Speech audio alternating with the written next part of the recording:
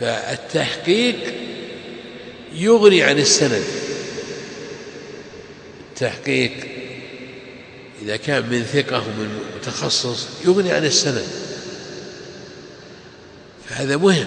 وإذا كان عليه دراسة تبين لك طريقة المؤلف في التعليم،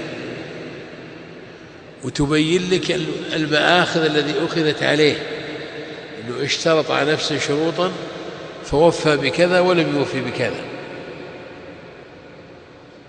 وتبين لك قيمة الكتاب،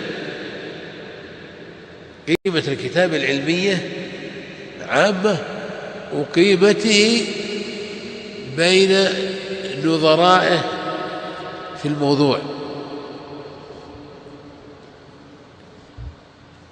هذه مهمة لأنها تختصر لك الموضوع.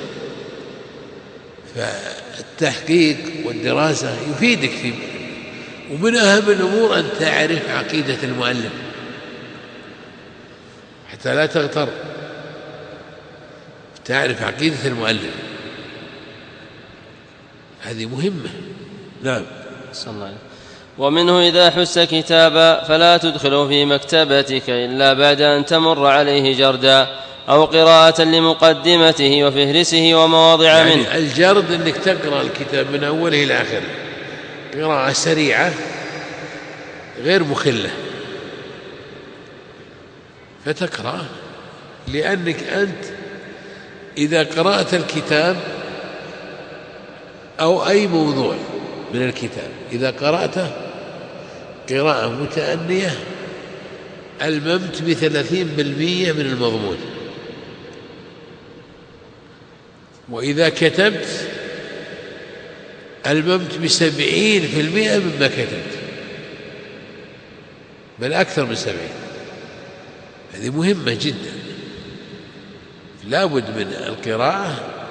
فإذا لم يتيسر قراءة الكتاب كاملا فاستظهر المقدمة والخاتمة والفهرسة،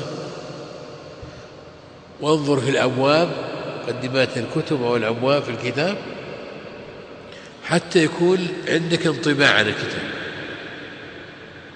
نعم. صلى الله عليه. أما إن جعلته مع فنه في المكتبة فربما مر زمان وفات العمر دون النظر فيه، وهذا مجرب والله أعلم والله الموفق.